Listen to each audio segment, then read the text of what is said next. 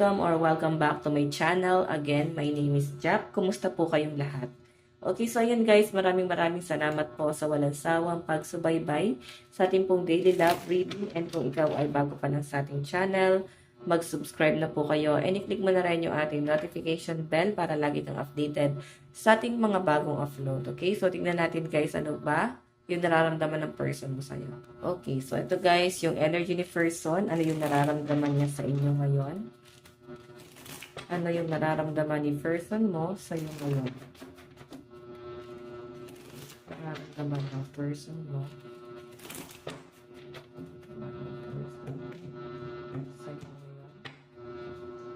Okay. And ano naman yung nararamdaman mo kay person?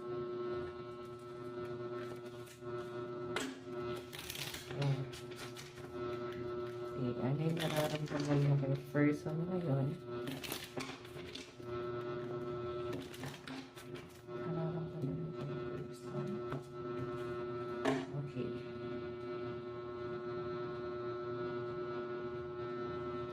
So, ayan guys, may iba lang ako, no? Sa mga interesado pala sa ating private reading, wishing candle, cord cutting, ayan, iiwan ko na lang po yung link ng aking Facebook sa atin po description box below. Ayan, i-message nyo na lang ako guys, no?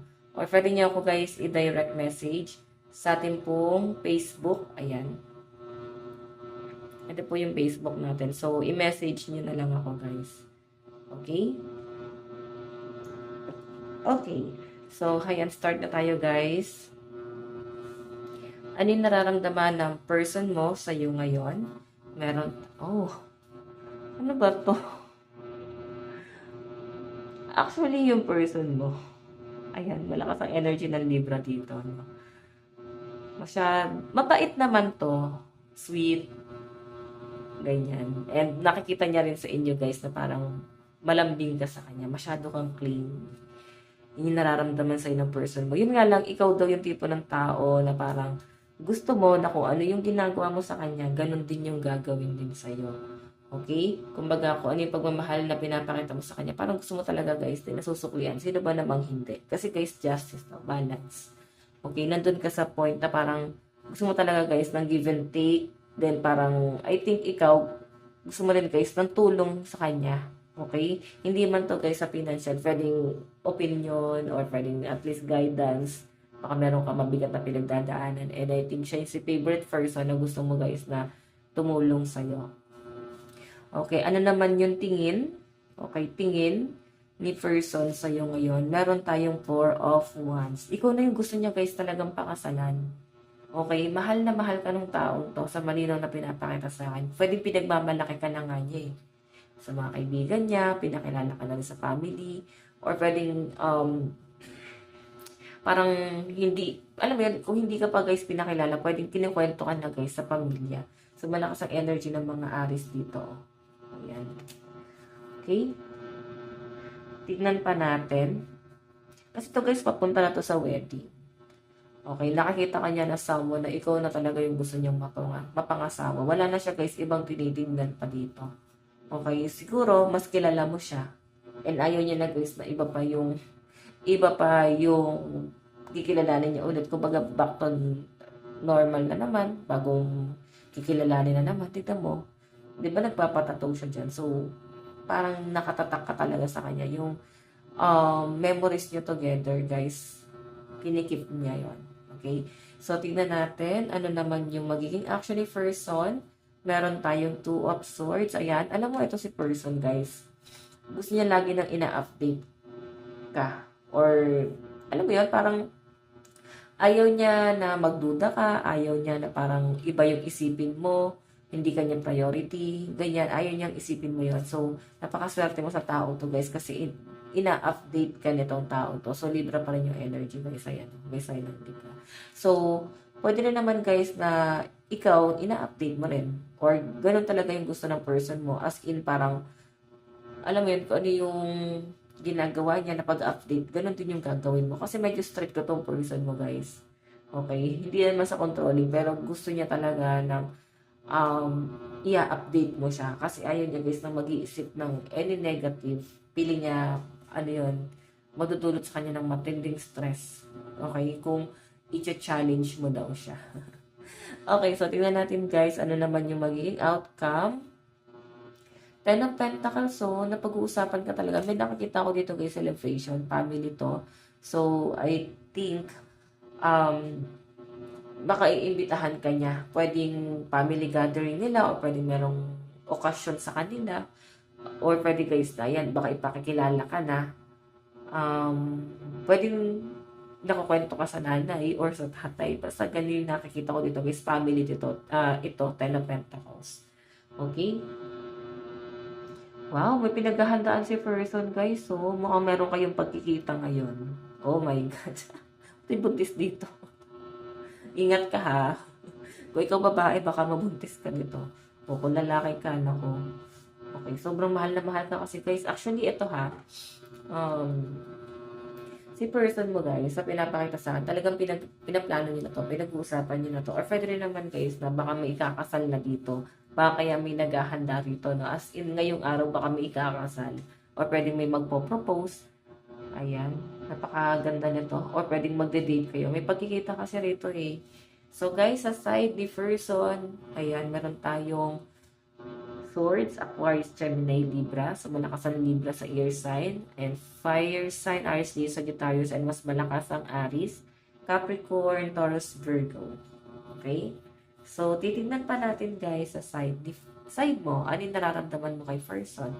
Meron tayong Queen of Wands. Actually guys, since naka-reverse siya, mas mahal ka ng person mo kaysa mahal mo siya. Mahal mo yung person mo, pero ramdam mo na mas mahal ka niya. Okay, mararamdaman mo yung effort niya, mararamdaman mo yung parang mas pinahalagahan ka talaga niya, guys. Binibigyan ka ng importansya nitong taong to. Yun po yung pinapakita sa akin dito. Okay? So, titingnan natin ano naman yung tingin. Tingin sa'yo ng person mo ngayon.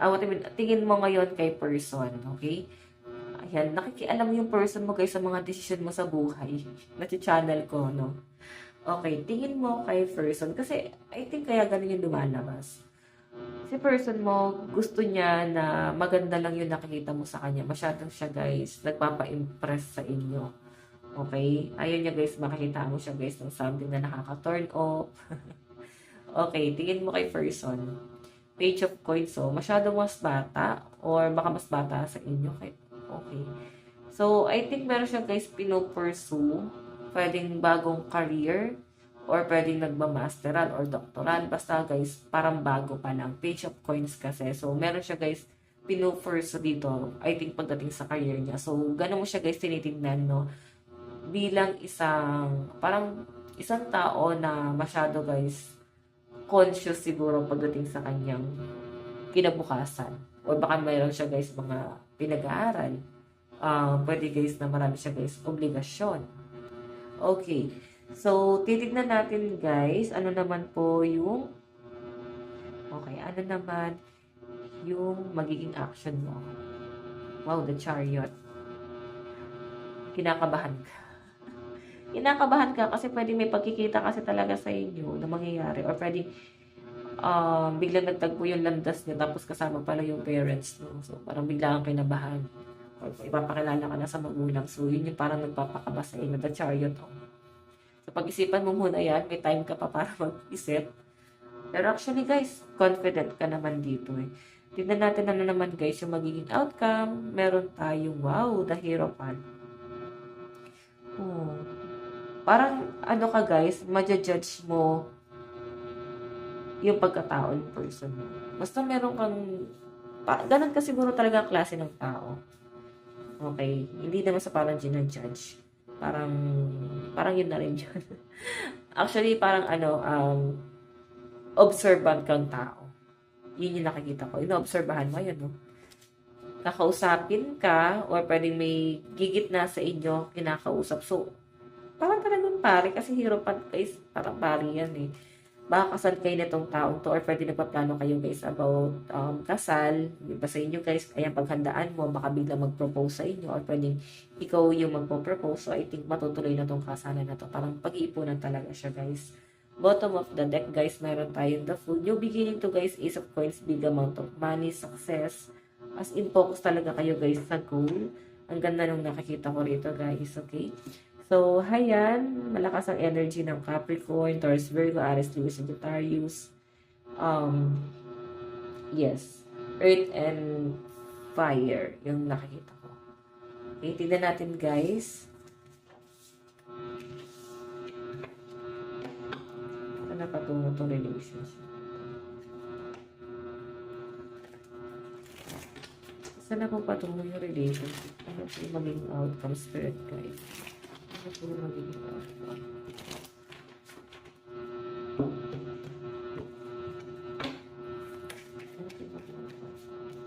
Wow, page of wands. So, biyahe talaga to, guys. Mukha may pagkikita talaga sa inyo. Judgment. So, parang may kinakabahan kasi mamaya. Ano to? First meet nyo lang ba to, guys? Pwedeng nasa talking stage pa lang kayo, yung iba rito. Then, parang may pagkikita. Pwede nag-uusap na kayo na parang meet naman tayo, ganyan. Okay, Nine of Pentacles. Parang pinaghahandaan to, guys. Ayan, pinakabahan na yung iba rito. Iba sa inyo, guys, pwedeng yung person to. Ayan, may travel talaga. So, I think siya yung magbabiyahe papunta sa inyo, no? Okay, iba sa inyo, guys, pwedeng yung person yung taong to. Iba naman sa inyo, guys, malinaw talaga sa pinapakita sa akin. Parang may okasyon, para talagang may kasalan. May magaganap na kasalan po dito. Okay, papunta na kayo, guys, sa forever. Yan po yung malinaw na nasasagot ko dyan. Meron tayong Ace of Wands, diba? May biyahe. Ang ganda ng plano nyo, guys, sa future. And sa person mo, guys, talagang paninindigan ka nito hanggang huli. Mahal na mahal ka nito. Wala na akong masabi, guys. Napaka-positive ng card. Tagal niyang pinaghandaan tong araw na to. Pwede yung pagkikita niyo o pwedeng ano ba to? Pwede naman din, guys, kung hindi kasal, pwedeng may magbe-birthday talaga, celebration, family gathering. So, sama-sama yung nakikita ko dyan. Okay? So, tingnan po natin. Tingnan natin love advice. Ayan. So, guys, malakas po yung Aries, Leo, Sagittarius, Capricorn, Taurus, Virgo. Okay, ano pa ba? Puro, ayan, may swords, Aquarius, Gemini, Libra. Pero lang sa mga fire sign dito. Okay, love advice. Meron tayong confusion. All seekers of truth experience confusion. Ask the divine to provide the answer you need. So, kung hindi ka pa, guys, ready, pag-isipan mo mabuti. Kasi once na makita ka nitong taon to na ito nga dahil nga may pagkikita sa inyo, once na makita ka nito, hindi ka nakakawalan nito. Okay? Diba? Tindi ng tama sa inyo ng tao to, guys. As in. Oh my God. Grabe, tatamaan ang matindi talaga itong si person. Dreams. Ikaw yung parang sinasabi niya na pangarap niya talaga din. Ngayon, nagtagpo kayo. I think hindi ka napakakawalan talaga nito, guys. So, since may yin-yang tayong energy sa bottom of the deck, so I think may mga opposite sign dito, no? Ayan, search nyo na lang, guys, yung mga opposite sign. Ayan. Tingnan natin, mensahe sa'yo ng person mo ngayon. I wonder if you are happy without me. Oh my God. Siguro kaya niya nasasabi yan kasi hindi siya magiging masaya kung sa kanya maghiwalay kayo. Parang ayaw niya na, guys, na humagtong pa kayo doon. I am becoming a better person. O, diba? Totoo yun, guys, eh. Kasi yung iba sinasabi na parang para ka pa sa iba, parang deserve mo na maging masaya sa ibang tao. Parang ganun, tinataboy talaga. Pero I think itong person na to, gusto niya maging better person sa inyo. Gusto niya patunayan niya yung sarili niya sa inyo. Paninindigan ka talaga. Okay? Meron tayong I hide behind material things.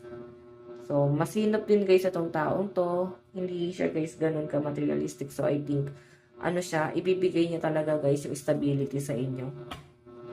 Honesty and loyalty. I will wait for a sign from you. So, I think ikaw na lang ang inaantay talaga nitong taong to, guys. Okay? So, yun, guys. Ito lang naman po ang inyong daily love reading. Ayan. Kung nabitin kayo, guys, sa reading natin, meron tayo, guys, ibang timeless reading dyan. Collective, no? Yan naman, guys, ay timeless. Pwede nyo pa rin, guys, yan panoorin. So, panoorin nyo na lang. And sa mga interesado pala, guys, sa ating private reading, Again, iiwan ko po yung link ng aking Facebook sa atin pong description box below. Message nyo na lang ako, okay? So yun guys, maraming salamat po. Bukas po lahat. God bless and love you. Bye-bye!